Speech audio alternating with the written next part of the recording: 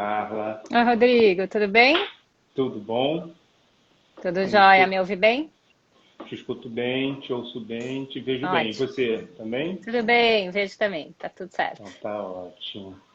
Bom, queria te agradecer, antes de a gente começar a apresentar, antes de tudo, queria te agradecer muito por você estar aqui conosco no Papo de Pé. Tá? Vai ser um prazer poder discutir, conversar, dialogar sobre análise do comportamento com você. Carla de Pierro é a nossa convidada de hoje. Carla ela é psicóloga do Comitê Olímpico do Brasil e das confederações de tênis e de ginástica, além de ter muitos atletas da parte da natação, Uhum. né? E aí a Carla ela tem a abordagem da análise do comportamento. Então, Carla, novamente te agradeço muito a sua presença, a sua participação. Tem três perguntas que eu faço no início. Aí depois disso a gente trabalha com o que o pessoal for perguntando e for falando. Uhum. E aí, no final, eu faço duas perguntas para a gente poder encerrar, Combinado. certo? Então, primeira pergunta é: quem é você?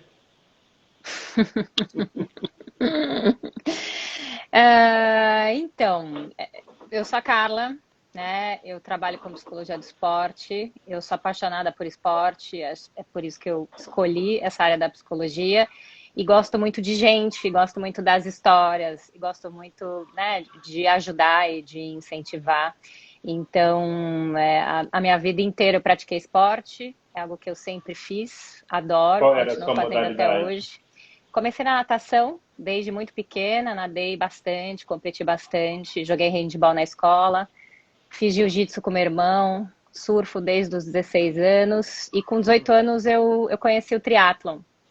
E aí eu me encantei e desde então eu faço triatlon, nado, corro, pedalo, desde os Que mais? 18 até hoje. Já fiz duas provas de Ironman, sete provas de meio Ironman, já Nossa, fiz. explica para quem não conhece o que é o Ironman, porque é importante essa explicação. Então, Ironman é a maior distância do triatlon, né? A gente nada 3.800 metros, pedala 180 quilômetros e corre 42 quilômetros no mesmo dia, sem a parada do cronômetro, né? Trabalho Nossa. com um monte de Ironmans, né? Eu acho que pelo fato de eu ter trabalhado e ter estou inserida no triatlon desde sempre. É um esporte que eu trabalho sempre. O primeiro atleta que eu atendi era um triatleta, e aí ele não tinha como me pagar, ele pagava em barrinhas de cereais. E a gente começou o trabalho ali. Então, o ambiente esportivo sempre foi um lugar muito familiar para mim, a linguagem do esporte também. Todos os meus treinadores na minha vida foram pessoas muito importantes, então o meu trabalho com os treinadores leva um pouco do que é a Carla como atleta. Eu sei da importância deles na vida dos atletas, como fator motivacional, como modelo de comportamento. Então, isso me ajuda muito. Eu tenho boas relações com todos os treinadores com quem eu trabalho. Valorizo demais o papel deles. Eles são fundamentais. A gente trabalha muito em parceria, né? E eu gosto de trabalhar em equipe. Eu gosto de trabalhar com a equipe, né? Com o treinador, com o atleta, com a nutricionista, com o físio. Então é isso. E eu gosto de esporte de alto rendimento, né? Então, desde o começo, eu comecei a trabalhar no esporte solidário, comecei no esporte talento, que tinha mais a ver com o terceiro setor. Mas eu sempre quis ir para o esporte de alto rendimento. Eu adoro competir como atleta amadora, sempre gostei, sempre fui competitiva e eu adoro estar junto com os atletas. Eu fico brava quando eu perco e quando eles perdem, fico triste, frustrada junto e, né, vibro junto com a vitória. Então, isso é muito gostoso. É um ambiente que eu gosto muito. Eu acho que essa é a Carla, né? É esse Bom, ser aí que também vive muito dentro do esporte, né? Não trabalha só no esporte. A minha vida é permeada pelo esporte. muito intensa, né? Pelo que eu vi, muita intensidade, né? Leva tudo de forma muito intensa. E Carla, me diz uma coisa, o nosso público do Papo de Pé, tem muita gente, tem muitos psicólogos gabaritados, mas também tem muita gente que ou está começando a psicologia ou que não é da psicologia. Aham. Então, se a gente tivesse que apresentar para esse público que não é da psi, ou que está começando, como é que você diria, como é que você definiria o que é análise do comportamento? Antes de você responder, só dizer que o Daniel Tanaka, acho que foi Tanaka, falou que você é a Iron Woman, não é a Iron Man, é a Iron Woman. É isso aí. É isso Mas aí. então, como é que define? Como é que define o que é? Como é que se apresenta a análise do comportamento para quem for leigo? E eu acho que para quem também não é da psicologia, né, um Boa. pouco para apresentar um pouco para as pessoas, a psicologia é uma área da ciência que tem muitas abordagens teóricas, né? E na faculdade a gente aprende todas elas. E a gente vai ganhando afinidade com uma ou com outra, né? Eu sou lisonjeada, eu fiz a PUC aqui em São Paulo e a gente tem ótimos professores em todas as áreas. Não tem uma única área que é um carro-chefe. Não, a gente tem Uhum. ótimos professores na psicanálise, na fenomenologia, na psicologia analítica, na análise do comportamento, na psicologia social. Então, eu tive acesso ao que tem de melhor em todas essas áreas, pude estudar com todos esses professores. E o que aconteceu é que na faculdade, análise do comportamento para mim, que era uma linha teórica, era grego, assim, sério, eu não entendia, eu achava difícil, e eu era muito mais seduzida pelas psicodinâmicas, adorava a psicanálise, adorava a psicologia analítica, adorava psicodrama, né? Uhum. E ao longo da faculdade eu descobri que existia a psicologia do esporte como uma especialidade da psicologia e falei, bom, eu quero trabalhar nisso aí. E eu fui percebendo que para trabalhar no esporte eu ia precisar ser um pouco mais objetiva, eu ia precisar trabalhar com um tempo determinado, eu ia precisar mensurar algumas coisas que nas outras áreas eram um pouco mais subjetivas. E Uhum. emoção nunca vai deixar de ser subjetiva, e também não é na análise do comportamento, mas eu fui vendo que essa era uma área onde eu conseguia enxergar mais as coisas, eu conseguiria traduzir um pouco melhor a análise do comportamento para os atletas e para os treinadores.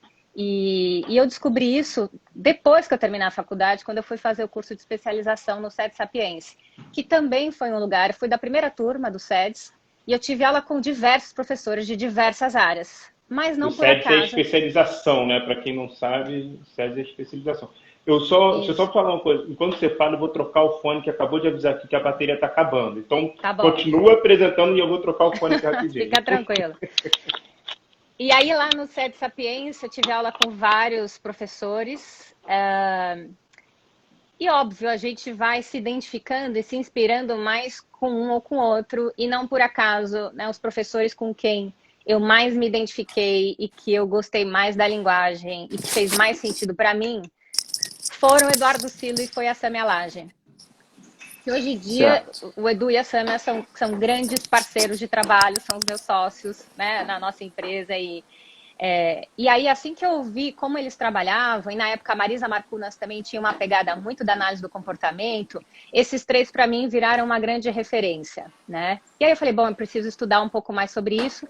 Eu saí do SEDS com uma sensação de que faltava Uhum. bagagem teórica para eu aplicar na psicologia do esporte. A gente tem várias, né, várias técnicas da psicologia do esporte, mas me faltava a sensação de que eu queria ter uma sustentação teórica que determinasse como que eu ia atuar como psicóloga, né? E aí Perfeito. eu fui fazer na época uma especialização no Amban, no Instituto de Ansiedade, no ambulatório de ansiedade lá do HC. Eu fui fazer uma especialização em TCC, terapia cognitiva comportamental. E por isso que a Luciana Ângelo achou que eu era Sim, TCC, né? sim, sim. Porque E a eu fiz Lúcia. essa... Foi ela que eu tava perguntando para eu Isso, convidando ela para falar de TCC, ela falou, cara, chama a Carla, não vou poder. Aí a gente exato. chegou. E aí foi bom que a gente está falando de uma outra área, né? Muito bom isso.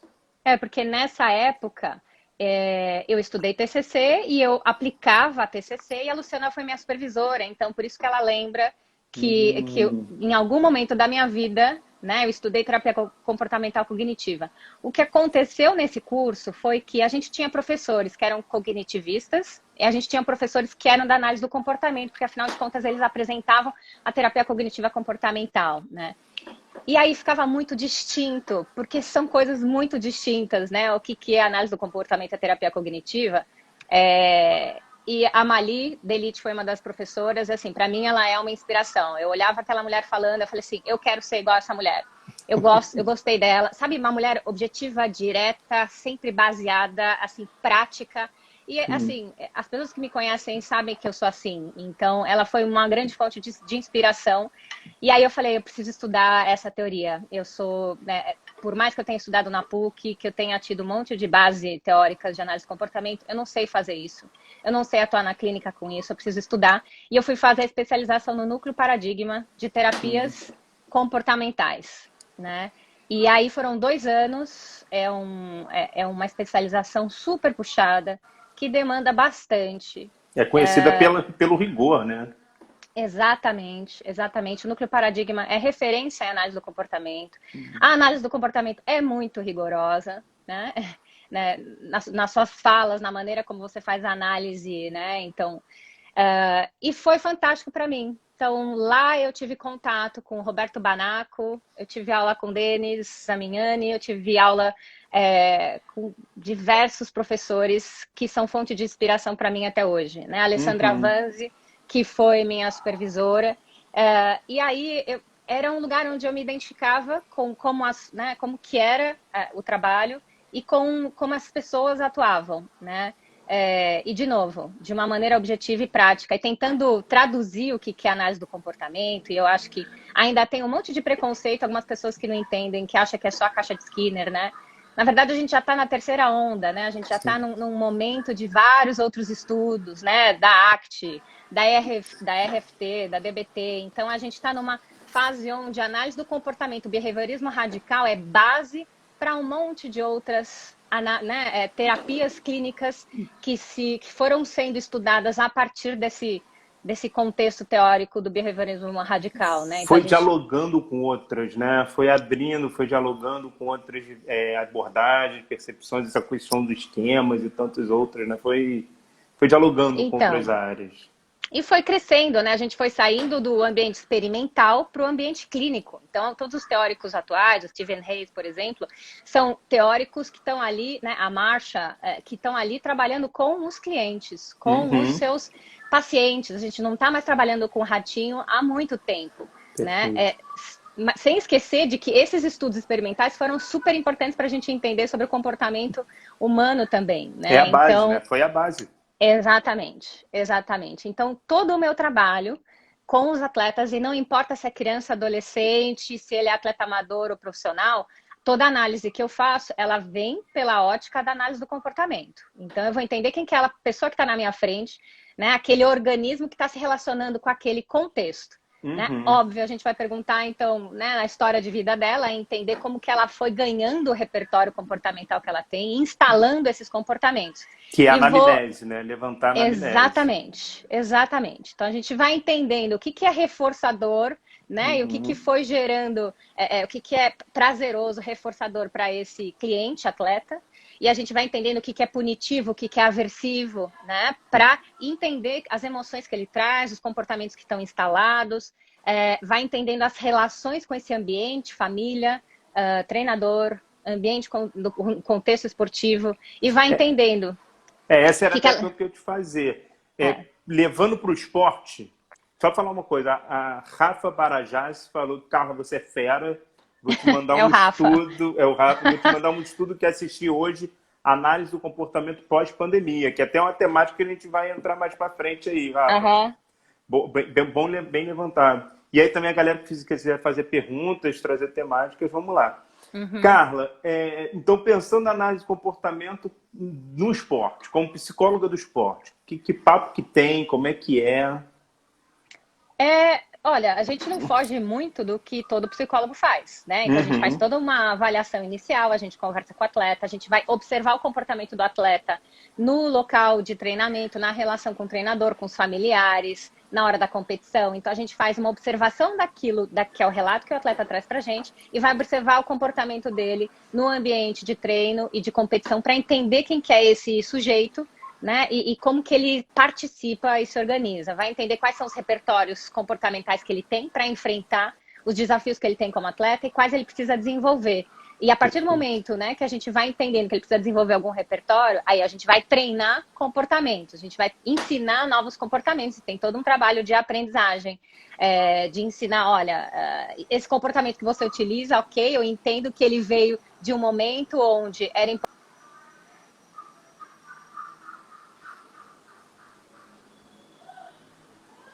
Carla?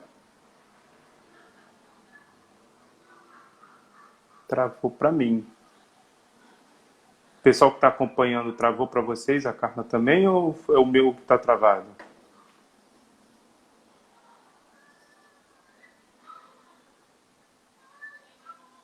Oi, voltou. Eu tô, aqui o meu Wi-Fi ele é meio instável, então. Eu joguei pro 4G. Vamos lá.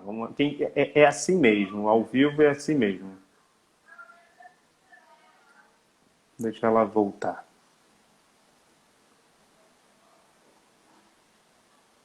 Voltamos? Consegue me ouvir, Rodrigo? Acho que sim. Vamos... Tá. Consigo te ouvir. Se ficar ruim de novo, eu tento mudar para outro lugar onde pegue melhor o Wi-Fi. Tá? Você me dá um toque, se ficar ruim. E o meu eu joguei pro 4G. O meu eu joguei pro 4G porque não vai funcionar. Essa coisa da internet não tá funcionando, né? Tá. Tá, o meu tá no 3G aqui também. Qualquer coisa a gente muda de lugar aqui. Bom, e aí o trabalho, assim, pensando na análise do comportamento, é esse, né? A gente vai entendendo quais são as coisas que mantêm, né, o atleta, os reforçadores que mantêm ele fazendo aquele comportamento, inclusive comportamentos inadequados, né? Então, assim, se ele está se comportando daquele jeito, tem alguma coisa que mantém ali, algum reforçador, e vai tentando ajudar ele a desenvolver comportamentos mais adequados, mais saudáveis, né? Isso tudo através de um trabalho que é de time, né? Às vezes eu preciso fazer orientação de pais, porque não adianta eu sozinha, se eu estou trabalhando com adolescente ou com adulto jovem, a influência dos pais é gigantesca, então às vezes eu preciso, a grande maioria né, nesse caso, nessa idade, eu preciso da ajuda dos pais, então vou orientar os pais, vou contar o que ele faz que não ajuda, o que ele faz que ajuda demais, né? E de novo, tentando ganhar essa parceria do pai e do treinador para o trabalho ser um trabalho em conjunto. E você está falando de trabalho em conjunto, você falou tanto dos treinadores quanto dos familiares. Vou primeiro partir do que você trouxe primeiro lá na sua apresentação, que é dos treinadores. Você falou que você trabalha em muita parceria com eles. O que você acha que a análise do comportamento tem que te ajuda no diálogo com os treinadores quando você está pensando nos atletas que vocês estão acompanhando? Eu acho que tem uma linguagem um pouco mais prática e talvez um pouco mais objetiva, sabe? Eu não sei se isso vem da análise do comportamento ou vem da minha maneira de ser, porque eu sou prática objetiva na minha vida como um todo. Então, eu acho que quando a gente mensura, né, comportamento e a gente vai lá e faz um questionário onde tem ali, a habilidade de concentração dessa pessoa é nível tal e de habilidade de treinabilidade é nível tal, a gente chega com algo mensurável para o treinador, isso é um dado para ele. E ele pode usar a favor dele, isso pode fazer parte de todas as outras avaliações, porque esse atleta vai ter uma avaliação física, ele vai ter uma avaliação, né, uma avaliação específica do movimento dele, né? E ele pode ter também uma avaliação comportamental que tem ali um dado bem específico da onde a gente está partindo, e isso é importante na avaliação inicial, para onde a gente quer chegar. Então, a gente sempre tenta levantar esses dados, mostrar tanto para o atleta quanto para o treinador, olha, é daqui que a gente vai partir. É esse tipo de repertório que a gente precisa aumentar. O teu nível, a tua capacidade de se concentrar em momentos de pressão tá baixa, então a gente vai precisar aumentar isso. E a gente vai trabalhar com técnicas específicas para a gente chegar nesse outro nível. Então a gente tenta mensurar e usar uma linguagem bem objetiva para a gente trabalhar com os treinadores. Eu acho que isso, de alguma forma, ajuda bastante. Que acaba entrando ali até no scout dos atletas e das equipes, né? Exato. Quando você mensura, você mais um dado para você colocar nos scouts. E a pergunta que eu faço existe alguns... Eu estou com a palavra skills na cabeça, não sei como é que seriam em português. Habilidades, obrigado. Existem algumas habilidades comportamentais específicas que você já usa como padrão na análise ou ela depende de cada atleta, de cada um que você estiver trabalhando? Olha, tem habilidades básicas que qualquer atleta tem que ter, né? Então, assim, habilidade de autorregulação emocional. Então, de cara, a gente já faz uma análise para entender, essa pessoa consegue se autorregular? Quando ela está nervosa demais, ela consegue se acalmar? Então, a habilidade de autorregulação é algo que a gente identifica. Habilidade de se concentrar, habilidade de conseguir, né, se relaxar, relaxamento, habilidade de comunicação. Então, o atleta precisa saber comunicar o que ele pensa, o que ele quer, negociar com ele mesmo e com o treinador. Né? Habilidade de ser resiliente, né? De lidar com frustrações. Então, de uma maneira geral, essas são as habilidades que de cara a gente observa. Habilidade de se automotivar, né? Habilidade de lidar com críticas externas. Então, do meu ponto de vista, são várias, mas elas são básicas para um atleta de alto rendimento. Então, a gente vai olhar ali, no momento que aquele atleta... Qual delas ele tem menos? Onde ele tem um déficit? Tá. Onde ele tem um déficit. E aí, trabalhar em cima disso. Acho que a Carla caiu de novo.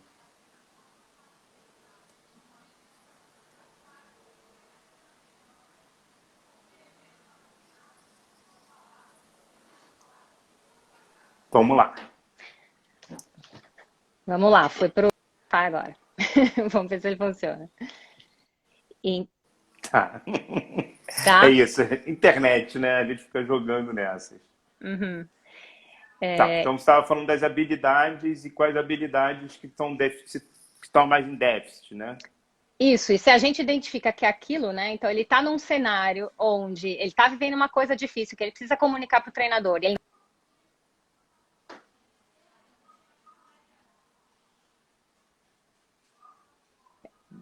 Ficou ruim de novo. Tá ruim, né? Eu vou mudar para Ficou ruim de novo. outro lugar que... Tá, deixa eu só responder então, enquanto isso. O Felipe perguntou se a live vai ficar salva. Vai sim, ele fica no IGTV e ele também fica no YouTube do Papo de Pé. Então, tanto você pega no Instagram do @psicologia_com_PierreRV, como você também pode pegar no YouTube do Papo de Pé. E, na verdade, estão todas lá. Então, Felipe, estaremos sim. Vamos lá. Então, voltando, a gente estava falando Mudei de lugar. Beleza. A gente estava falando, então, das habilidades que precisam ser mais trabalhadas, né? Uhum. Ser parte delas, é isso? Exato. Eu vou entender o que acontece, o que está acontecendo no ambiente esportivo, o que está sendo exigido desse atleta. E, geralmente eles chegam com uma queixa, né, Rodrigo? Uhum. Então, é difícil o atleta chegar assim, que legal, quero fazer treinamento mental. Não, ele já chega com uma queixa bem específica. Tô com muita ansiedade antes da competição, não tô conseguindo competir direito. Puxa, os meus pensamentos atrapalham demais na hora que eu vou competir. Né? Ou ele chega indicado pelo pai ou pela mãe, ou ele chega indicado pelo treinador, que fala, Carla, você precisa me ajudar com esse atleta, porque eu tenho essa dificuldade. Então, geralmente a demanda já chega ali, né, com o atleta, ou ele vem indicado pela equipe da comissão técnica ou pelos pais. Mas quando a queixa é dos pais e da comissão técnica, a gente tem que avaliar se essa queixa também é do atleta, porque não necessariamente é do atleta. Né? Da onde vem a demanda, né? Exatamente. É uma necessidade do pai ou da mãe, mas o atleta não está muito preocupado com esse déficit. Ele quer mais investir em outras coisas, né? E ele vai, com certeza, aderir mais ao trabalho se ele tiver interessado em fazer aquilo que melhora para ele, não para os outros. Então, vai ser importante olhar para a demanda dele, né? O que ele quer trabalhar, onde ele quer melhorar. Então, a gente trabalha muito com a demanda que vem do atleta. E isso ajuda a vincular com esse atleta, a gente, né, negociando com ele, entendendo como ele pode melhorar essa área, ajudando ele a melhorar essa área, ele vai acreditando no trabalho. E aí a gente vai podendo abrir as portas para melhorar outras habilidades. A gente vai entrando em outras áreas. Perfeito. Cria o vínculo e aí facilita todo o caminho, né? Agora, outra parceria que você falou era em relação aos pais. Só que quando você está trabalhando em questão familiar, se a gente for... Nem eu nem você somos da abordagem sistêmica, mas a gente sabe que existe sim um elo sistêmico ali, que ao mexer numa peça vai mexer em tudo. Claro. E aí acaba sendo um pouco mais delicado esse trabalho em relação aos pais, né? Porque... Delicado e trabalhosíssimo. Imagino. Porque não dá para deixar o pai de fora. Não dá. Não adianta eu fazer um trabalho sem eu ter a ajuda desses pais. Então, eu posso dizer que eu devo ter pego os pais mais difíceis que você já conheceu na face da Terra. Sério, eu tenho, assim, os pais, assim, e difíceis do ponto de vista positivo e negativo, né? Sim. E eu aprendi que não dá para trabalhar sem eles. Eu entendo que alguns treinadores colocam uma barreira gigantesca porque acham que eles atrapalham. Mas o que eu entendi é que o atleta, é exatamente o que você falou, né? A gente não é da abordagem sistêmica, mas o atleta faz parte dessa dinâmica. Ele vai reagir a essa dinâmica. Ele não vai romper com esse pai, com essa mãe. Mesmo que ele rompa, esse pai e essa mãe vão estar com eles ali internamente, ali nas autofalas, né, que ele tem. Sim. Então, a gente vai precisar trabalhar. A gente vai precisar trabalhar com os pais, a gente vai precisar trabalhar com o atleta na sessão. A relação que ele mantém com esses pais, por que ele mantém esse tipo de relação. Né? E muitas das vezes a gente trabalha um amadurecimento nessa relação, né? Então, muitos pais que são, por exemplo, superprotetores, não confiam que esse filho já cresceu, porque supostamente acham que eles não têm habilidade para fazer boas decisões, para tomar, acham que eles vão ser influenciados, né? Então, muito do meu trabalho é ajudar o atleta a mostrar para esse pai, para essa mãe, cresci e foi por você, foi por sua causa, você que me ensinou a crescer, a ter um olhar, né, crítico em relação ao mundo. Pode ficar tranquilo, eu vou tomar boas decisões, deixa eu voar, deixa eu crescer, deixa eu dar conta, né, das minhas coisas. E antes de poder falar para os pais, é falar para si mesmo, né? Claro. Poder trazer para ele. Claro. O Rodrigo Acioli, ele faz a seguinte pergunta: pais de jovens atletas costumam nos procurar com um atleta. Qual a menoridade com que você já trabalhou, Carla? Qual foi o atleta mais novo que você já trabalhou? Eu tenho um atleta de kart de 8 anos. 8 anos. 8 anos. 8 anos. E ele é atleta mesmo. Sim, sim. Ele viaja ao Brasil, ele compete nos Estados Unidos, ele vive para o esporte. E ele tem 8 anos, ele tem uma equipe por trás dele, e ele é um atleta, então assim, e ele é uma criança. Kids? Você sabe aquele documentário Trophy Kids? Não assisti. Que são os pais que largaram tudo e botaram todos os investimentos na criança, e tem um caso muito específico, é um menino de basquete que tem, acho que 9, 10 anos, o pai pergunta para ele: você quer que eu venda a empresa e coloque todo o dinheiro em você? Aí o moleque fala: quero. Claro. E aí depois o pai fica cobrando, né? Pô, mas eu botei tudo e você... Exato. É nesse Exato. nível? Não é. Tá. O menino realmente é um talento. O pai é um apaixonado pelo esporte que o menino faz, então, né, e tem a possibilidade financeira de investir sem ter muito problema. E ele adora o que ele faz. E o pai, pelo contrário, ele é super cuidadoso. Às vezes o menino não tá afim de treinar, não tá afim de competir, ele me liga e fala: poxa, ele não tá afim. Então, ele não precisa ir, né, Carla? Não precisa. Ele não tá afim, ele não precisa ir. Ele tem 8 anos, né? Sim. O dia que ele tiver um contrato com, sei lá, com a Ferrari, e ele tiver obrigação de ir, ele vai. Agora, enquanto é você que paga para ele, tá dizendo que ele não quer ir, tá tudo bem. Né? E isso eu deixo muito claro para todos os pais de crianças e adolescentes, né? O prazer no esporte precisa estar em primeiro lugar. O dia que essas crianças deixam de sentir prazer e se divertir fazendo o que elas fazem, elas abandonam o esporte. Então, eu deixo muito claro, né? Se eles cobram demais, se eles deixam o ambiente aversivo, ela vai querer sair, vai diminuir, né, os pontos positivos que ela vive lá dentro daquele ambiente. Então, a conversa é muito sincera, viu, Rodrigo? Eu não tenho muito medo de falar com os pais, não. É assim, cara, assim você não vai ajudar, não. Assim ele vai embora. Então, eu sou bem objetiva, bem direta na relação com os pais. E por conta disso, tem até, tem pai que, assim, tá, acho que o seu trabalho não funciona para mim, né? Então, assim, quando... Exatamente. O problema, né? Então, é psicóloga, né? Exatamente. Então, já tive casos com meninas, assim... que assim, a menina precisava crescer, ela precisava ganhar autonomia, ela precisava ganhar, né, ferramentas de independência, inclusive para competir bem no esporte particular, individual que ela tinha, e ela tinha um ambiente familiar que deixava ela muito dependente, né, muito infantilizada, e eu sinalizei isso para a mãe, que ela precisava, né, um pouco mais de espaço, de independência, de né, tentar no acerto e se arriscar um pouco mais, e para aquela família, né, não era o que eles entendiam que era o melhor para a filha deles, e então, ok. Né, eu acho que isso é importante, né? A gente precisa ter um pouco como que a forma que a gente trabalha é aquilo que a gente acredita. Eu nunca vou mudar aquilo que eu acredito e o jeito de eu trabalhar porque um pai, uma mãe ou um treinador está exigindo isso de mim, ou um sistema né? Eu tenho um jeito de trabalhar e esse é o jeito que eu vou trabalhar em qualquer lugar. E pode ser que em alguns lugares, né, talvez não seja tão adequado porque eu não vou me submeter, né, ou que o pai ou a mãe ou aquele ambiente está exigindo de mim. Então eu faço realmente o que eu acredito e sempre o que eu acredito eu estou pensando no melhor para o atleta e para a saúde mental dele, né, para a autonomia dele, para a crítica dele. Então, as pessoas acham que psicologia do esporte é trabalhar com rendimento, né, Rodrigo? E é muito além disso, né? A gente trabalha com pessoas. Exatamente. Né? Óbvio que eles querem ganhar resultado, mas é com pessoas. Então, mesmo trabalhando no alto rendimento, não é trabalhar só com rendimento. E aí eu queria ir para o outro lado da pergunta do Rodrigo Ascioli. Ele falou isso mais novo. Eu vou perguntar o mais velho. O atleta mais velho ou mais velha com que você já trabalhou? Olha, eu já trabalhei com atletas, alguns, viu? Eu já trabalhei com atleta por volta, ele devia ter uns 68 anos, 70 anos.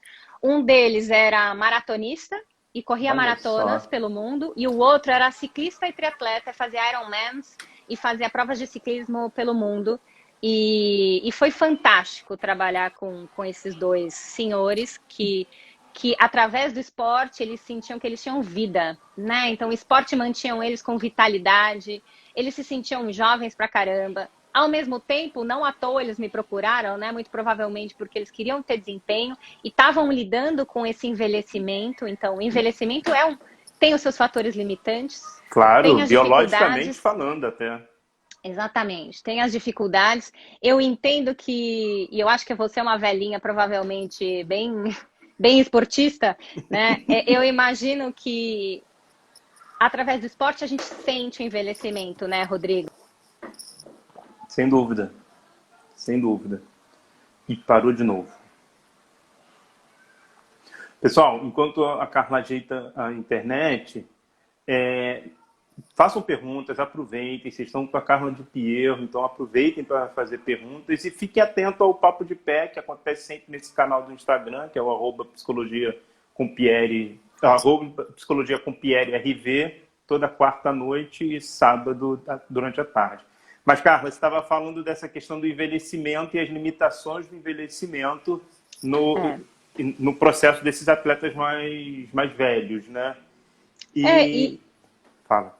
E aí vai aparecendo, né? Vai aparecendo um pouco a frustração do envelhecimento, vai aparecendo o esporte como função de manter eles jovens, de manter eles entre pessoas jovens, porque isso acontecia com esses senhores, né? Eles treinavam com pessoas que tinham 30 anos, que tinham a idade dos filhos deles, né? Quando não dos netos deles. Então, passear por esse ambiente onde tinha muita gente jovem, eles podiam continuar, né, utilizando a vitalidade deles através do esporte, tinha uma função muito importante para esses dois. E foi uma experiência muito legal poder acompanhar esses dois atletas. Muito bom. Yudi está dizendo aí, ó, excelente psicóloga, me ajudou demais. Esses feedbacks são os melhores, é o que não tem preço, né? Esse retorno que a gente tem, não tem preço. O Rafa falou no início da nossa live sobre esse processo da pandemia, né? E você trabalha no Comitê Olímpico do Brasil. Eu tive também com a Aline Wolff aqui falando da terapia focada nas emoções. Eu vou fazer uma pergunta muito parecida que eu fiz para ela, assim. Você trabalha no Comitê Olímpico Brasileiro, você trabalha nas confederações de tênis e de ginástica. Então, você trabalha com atletas que estariam indo para Tóquio no mundo que a gente achava que ia acontecer. Quando saiu a notícia de adiamento, como é que foi a reação? O que aconteceu? Qual foi o cenário? Eu vou contar primeiro a minha reação, tá? Ótimo, melhor ainda. Porque quando começou a possibilidade de não ter Tóquio, foi negação total. Eu ficava assim, imagina. Não, mas gente, imagina. As fases isso não vai luto, acontecer. Né? Exatamente, isso não vai acontecer. Imagina. Depois, quando começou a ficar quase real, eu comecei a ficar muito brava. Não acredito. Não é possível que não vai ter, né? Muito porque eu tenho vários atletas indo para Tóquio. Então, assim, podendo ter a chance de eu ir para Tóquio. Então, a minha frustração começou a aparecer. Tipo, não é possível que isso não vai acontecer. E depois que a ficha foi caindo e que a gente foi vendo que não dava para ter Olimpíada, que não existia a menor possibilidade de ter Olimpíada, né? Eu fui entendendo, óbvio, né? Que assim, gente... Menor chance, a menor chance. Vamos lidar com isso aí, vamos trabalhar, né, com a nossa própria frustração, cuidar das frustrações dos atletas e preparar eles para daqui a um ano. É isso. Né? Então, daqui a um ano a gente vai estar lá. Tem esse papo de cancelamento, né? Tem essa discussão de cancelamento. Olha, eu sou positiva até o final, Rodrigo. Eu estou trabalhando, e você sabe que os atletas trazem isso pra gente também, né? Do tipo, Carla, mas, puxa, tem esse zum de quem sabe nem vai ter. Eu falo assim, nem pensa nisso, porque a gente vai trabalhar para ter. E a gente vai treinar para ter. Se não tiver, a gente vai lidar com essa informação quando ela chegar para a gente. Porque se a gente começar a trabalhar com essa dúvida de, será que vai ter, não vai ter? Você não vai trabalhar, você não vai treinar como você treinaria, deixando o seu 120% lá. Né? Então, perfeito. É assim que eu tenho trabalhado com eles. Vai ter, e a gente vai treinar. E ok que falta um ano e um mês, mas a gente vai treinar como a gente treinaria se fizesse como tivesse um ano e um mês lá o ano passado. Né? Então... aconteceram coisas distintas com os meus atletas. Né? Alguns atletas estavam muito preparados, Rodrigo, ficaram muito frustrados. Porque estava tudo assim, encaixadinho, sabe? Tudo organizado, planejado, o treino estava assim, perfeito, os resultados estavam lindos. E para essas pessoas foi um pouco frustrante. Agora, tem aqueles que estavam machucados, que não estavam tão bem treinados, que ainda nem tinham participado de uma seletiva, não estavam se sentindo tão prontos, esses ficaram aliviadíssimos. Né? A Aline falou exatamente isso. Muita gente ficou aliviada. Aliviadíssimos. Então, teve essas duas coisas, né? Agora, ao passo que a quarentena foi andando, eles começaram a ficar sem treino, foram aparecendo outras coisas, né? Foi aparecendo medo, foi aparecendo ansiedade, foi aparecendo, sabe, uma sensação de pra quê?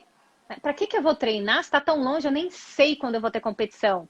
Uhum. Né? Foi aparecendo síndrome de pânico, foi aparecendo depressão, foi aparecendo outras coisas que estavam ali provavelmente já represados, né? Que naquele contexto ficou muito mais claro. Então, ganhou voz, né? Ganhou. E o que aconteceu? Eles ficaram sem treino, sem lugar de treino, sem a maior gratificação deles, que é a competição, que é estar ali na arena.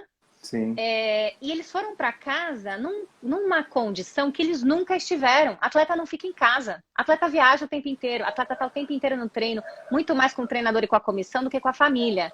E para os atletas que têm famílias mais disfuncionais ou têm mais questões familiares, está sendo difícil, porque eles estão tendo que lidar com conflitos e estresse que eles nunca lidaram na vida. Olha só. Ou com a esposa, ou com o irmão, ou com a mãe, ou os problemas que já existiam na família, mas que sempre protegeram deles, porque os pais fazem isso, né? A família faz isso com o atleta. Não, deixa só ele treinar.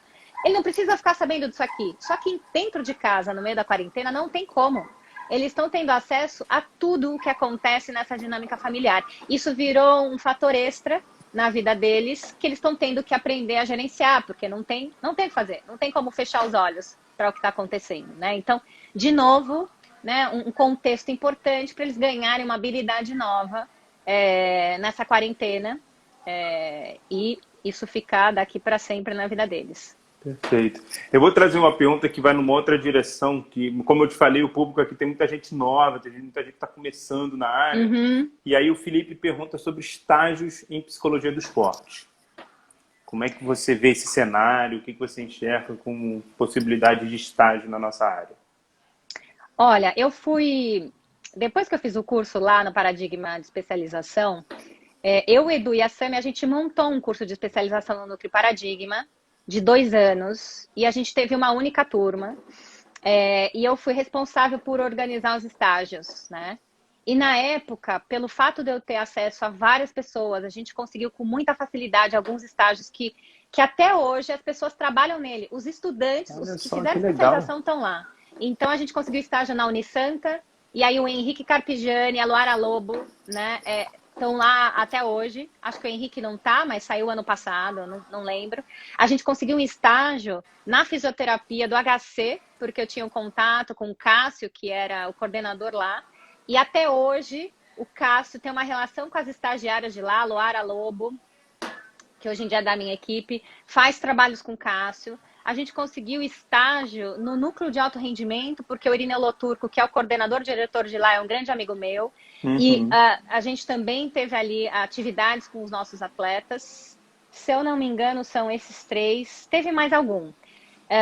Que eu acho a respeito de estágio? Eu acho que, a princípio, não é fácil, porque não tem o cargo lá, estagiário de psicologia do esporte. É difícil existir esse lugar, né? É difícil existir o cargo de psicologia do esporte, imagina o estagiário. Exato, imagina o estagiário.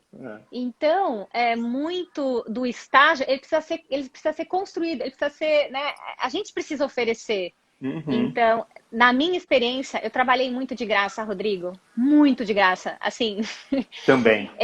Muito, mas muito. Me chamava, eu trabalhei com a seleção de karatê de graça, porque o Irineu era preparador físico, que hoje em dia é o diretor do NAR, era preparador físico, e falou, Carla, vem aqui ajudar a gente. Então, a gente fez um trabalho ali na seleção de karatê para os Jogos Pan-Americanos do Rio, fiz de graça, trabalhei com os judocas de graça, trabalhei no Vita, Instituto Vita, que tem o VitaCare, que atende os atletas de graça, trabalhei de graça. E em toda a situação que eu via que existia a possibilidade de eu poder participar, observando ou fazendo alguma coisa, eu levantava a mão e falava assim, posso ver o que eu posso fazer aí? Posso entender o que você faz?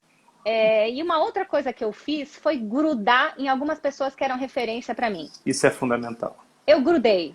Então eu entendia que no núcleo, lá no esporte, Projeto Esporte Talento, era o lugar onde tinham psicólogos do esporte, que eram referência para mim, que era o Zé Aníbal, por exemplo. A Paula Corsacas estava lá, tinha outras pessoas. Eu grudei. Falei, beleza, deixa eu beber um pouquinho dessa fonte, dessas pessoas, né? A Lu Ângelo, né, que era uma pessoa que era referência para mim. Então, fiz muitas coisas, fui supervisionando a dela. A Sâmia, né, assim, a Sâmia é minha madrinha. Você não sabe o que a Sâmia já fez por mim, assim. A Sâmia me indicou para dar aula na Uninove, junto com ela, de Psicologia do Esporte, para aula de Educação Física.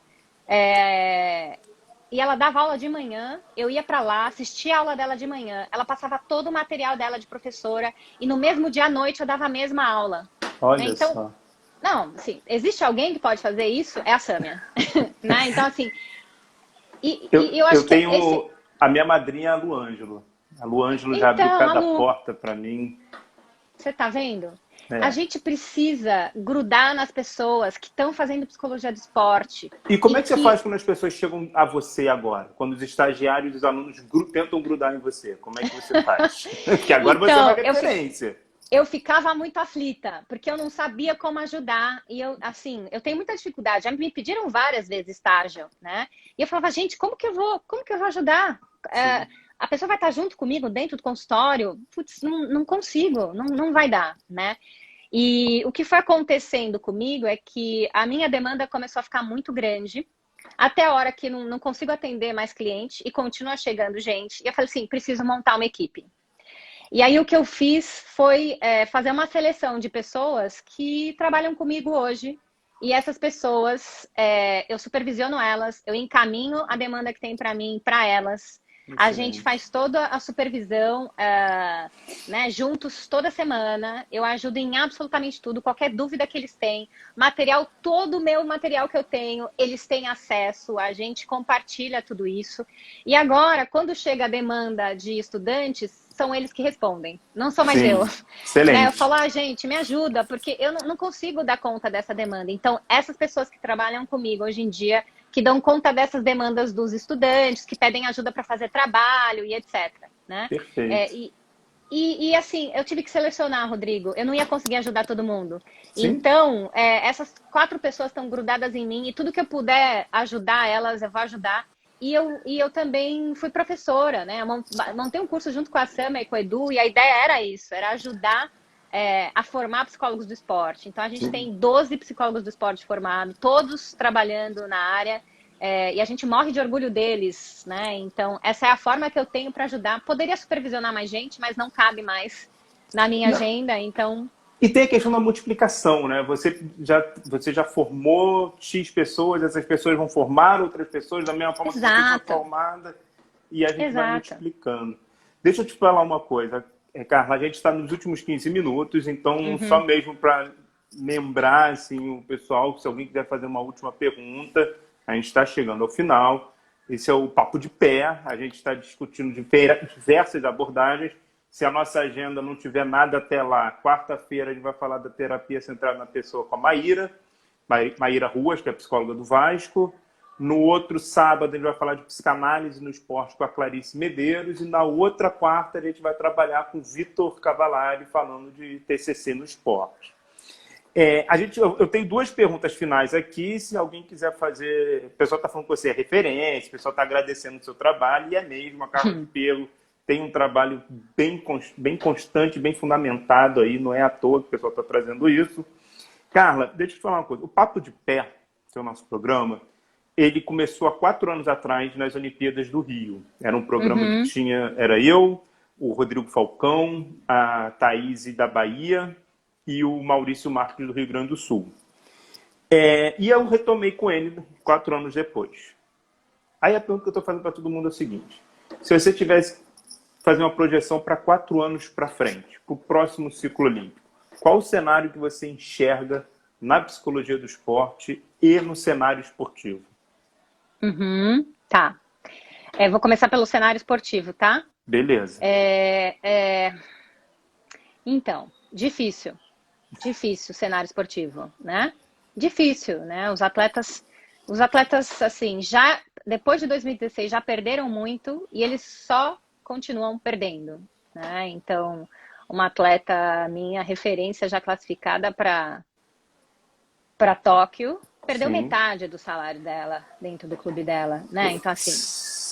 Tem as perdas econômicas, o treinador dela perdeu metade do salário. Ela perdeu o fisioterapeuta dela. Então, assim... E tá correndo risco de perder a psicóloga. Só não perdeu porque a gente tá dando um jeito dela poder ser atendida pelo COB, né? Então... Eu acho que o cenário esportivo, a perspectiva é ruim, né? Infelizmente. Pós-Covid, a gente vai ter uma fase difícil do ponto de vista financeiro, político, tudo, né? A gente vai ter uma fase difícil, isso vai afetar os atletas, eles vão perder patrocínio, né? Já estão perdendo, né? Já estão perdendo. Essa semana eu vi uma fala do Murilo, ele falando até em projetos sociais, aquele projeto do Cafu, que é um projeto que existe há muito tempo, teve que fechar as portas. Muito sério isso. Porque os patrocinadores também vão ter perdas pós-pandemia, se já não estão tendo perda agora, já imediata. Né? Então, eu acho que o cenário esportivo, a perspectiva é ruim. É ruim. A gente vai voltar para um patamar lá de trás, né? De ter que fazer e tirar, né, leite de pedra. Sim. O cenário da psicologia do esporte, eu acho que porque a gente vem numa construção de espaço, né, porque a gente vem fazendo bons trabalhos, eu acho que cada vez mais a gente está se estabelecendo como uma área necessária do atleta. E não sou só eu que estou falando isso, são os treinadores, são os atletas. Então eu acho que, do ponto de vista, né, óbvio que a gente também vai sair perdendo, porque o atleta vai ficando sem recurso para ter toda uma comissão técnica, né? Para ter o nutricionista, o treinador, o psicólogo, ele vai ter que escolher. E geralmente ele vai escolher o básico, né? Que é o treinador. Né? Então, a gente vai perder nesse sentido, mas eu acho que a área está ficando cada vez mais forte, estruturada, com bons trabalhos que têm sido feitos, né? Sendo reconhecida pela comissão técnica, sendo reconhecida pelo próprio atleta, pela família do atleta. E eu acho que a gente só tem a crescer, porque a gente tem bons profissionais fazendo bons trabalhos por aí. Excelente.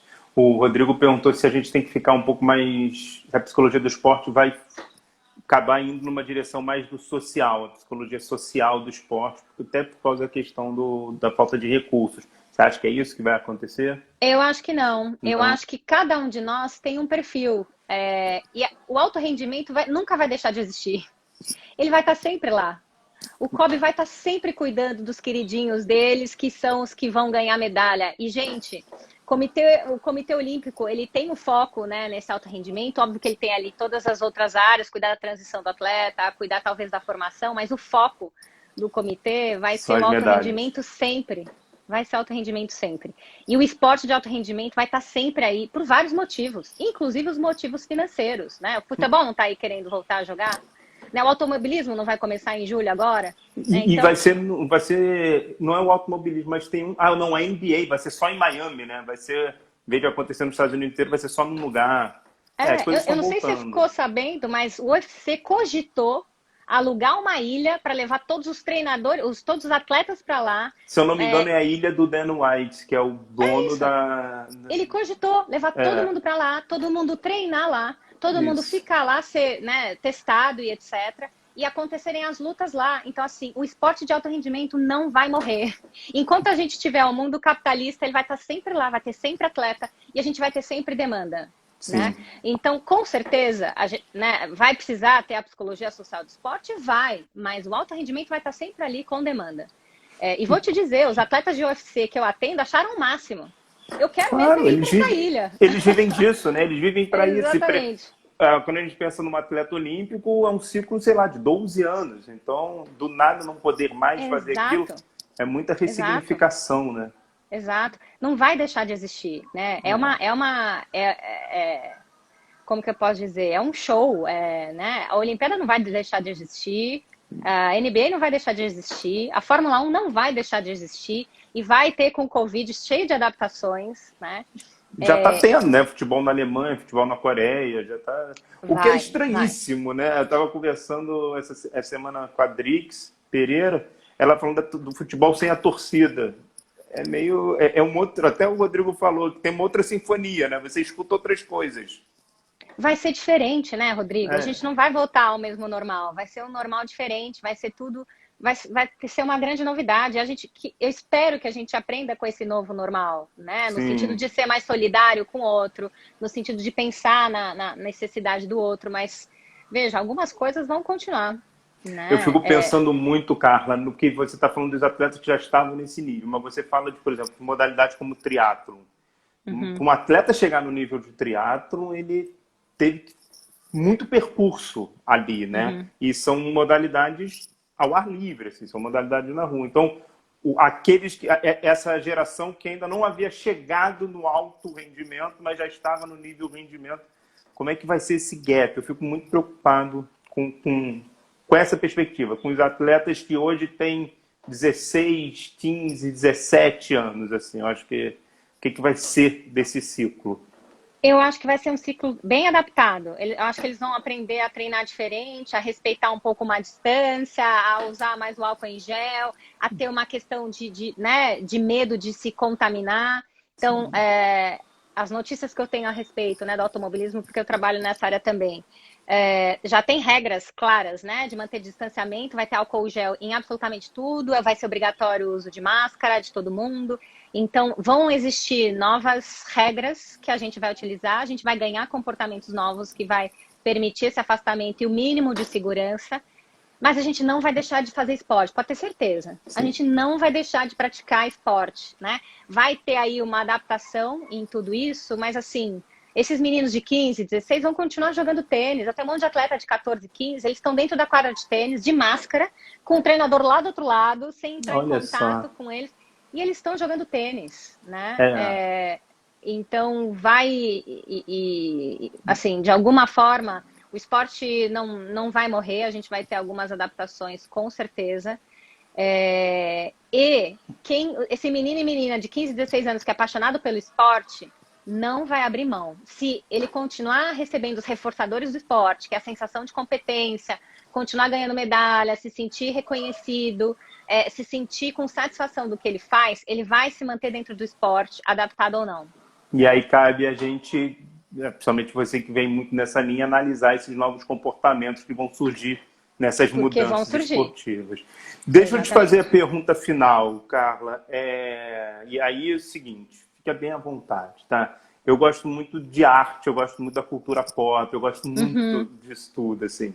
Então, pensando em, sei lá, em filme, em série, em música, em livro, qual obra que representa você atuando, você como psicóloga, que te inspira, te orienta, sei lá, qual obra que você vê e fala, isso aqui é a Carla trabalhando.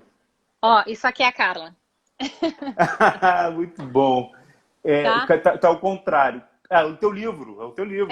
É o meu livro. Essa aqui é a obra que eu escrevi com o Eduardo Cili, com a Fernanda Tartaglia. Isso aqui me representa. Muito bom. Se tem alguma coisa que me representa de verdade, que tá aqui a minha alma, que tá parte da minha história, parte da história do Edu e da Fê, é esse livro, Muito porque tem bom. um pedacinho de cada um de nós, tem a experiência de cada um de nós aqui. Qual o nome? Tem É Léo? Léo, uma conquista Léo. baseada em histórias reais, né? Sim. Tem a nossa atuação, a gente descreve, em parte, como a gente atua com o atleta. Então, se tem algo que me representa, é o livro que eu escrevi. Então, assim, Bom. e assim, a gente é muito orgulhoso dele, de verdade. Assim, se você ainda não leu, leia, que você vai gostar. Como psicólogo, assim, é super legal. A gente tem indicado para os atletas, tem ajudado bastante na relação com os atletas. E é bom, a galera estava perguntando quem está começando e tal, aí já tem uma excelente dica que a Carla está trazendo. Perfeito. Para pai de atleta, para treinador, tem lição para cada um dessas pessoas que estão participando da vida do atleta, né? E como é que encontra hoje em dia? Pode entrar na Amazon.com.br, Tá. na Saraiva, em qualquer uma dessas redes maiores, né? Essas livrarias maiores vai encontrar. Se não conseguir, pode entrar em contato comigo, que eu encaminho também pelo correio. Tem uma galera aí elogiando o livro. Então, Carla, que legal. Carla, eu preciso fechar a nossa conversa de hoje. Te agradeço muito por você participar do Papo de Pé, falar da análise do comportamento. E aí, quando você vai falando de você como atuação, é o tempo inteiro análise de comportamento atuando, porque é a sua abordagem, é o que você trabalha e tal. E é muito interessante, está sendo muito legal essa troca que eu estou tendo com diferentes psicólogas e psicólogos, diferentes áreas, e todo mundo traz uma coisa muito parecida, que é o esporte, olhar o atleta, o cuidar, tantos outros pontos. E aí, que foi a mensagem final que você gostaria de deixar, o que você tem pessoal assistindo, o que você gostaria de deixar para a gente? E eu te agradeço mais uma vez. Eu que agradeço, foi ótimo. Minha mensagem é, puxa, vamos todos juntos construir essa psicologia do esporte com força, né, bem representada e valorizada, tanto pelos atletas quanto por toda a comissão técnica, né? Então, eu acho que se todo mundo se unir e se fortalecer, fica tudo mais fácil. Perfeito, perfeito. Pessoal, essa foi a Carla de Pierro, falando da análise do comportamento aqui no Papo de Pé, diferentes abordagens. Lembrando, essa semana, se nossa agenda mantiver como ela está, essa semana, quarta-feira, a gente vai ter a Maíra Ruas, que é psicóloga do Vasco, falando de Carlo Rogers e a terapia centrada na pessoa. No próximo sábado, a gente vai ter a Clarice Medeiros, falando de psicanálise no esporte. Ela trabalha muito com paraquedismo e outras modalidades muito interessantes. E na outra semana, a gente vai ter o Vitor Cavallari falando de TCC, terapia cognitiva comportamental, que a Carla acabou trazendo um pouco hoje também, que dialoga uma com a outra. E é isso, é só @psicologia com Pierre RV. E também siga a Carla. A Carla está no Twitter, está no Instagram, a Carla está em todos os lugares. Né? E é bem simples, é Carla Pierro, né? Carla de Pierro. Carlos de Pierro, tudo junto. É bem simples. Carla, foi uma delícia. Obrigado por me prestar seu sábado um pouquinho para nós. E é isso, a gente se encontra. A gente se encontra aí nos eventos, nos congressos. Eu que agradeço. A gente vai se vendo por aí. Desculpa aí o meu Wi-Fi que caiu várias vezes, mas acho que deu certo no final, né? Deu certo, deu certo. Eu também meti uma mão na hora de trocar o fone também. Depois que eu fui pensar, gente, eu meti a mão no meio da tela, o que eu fiz? Mas enfim, é isso. A gente vai aprendendo com a tecnologia. Total. Beijo grande, Carla. Um beijo. Tchau, pessoal, gente. obrigado por participar e encontro vocês por aí, hein?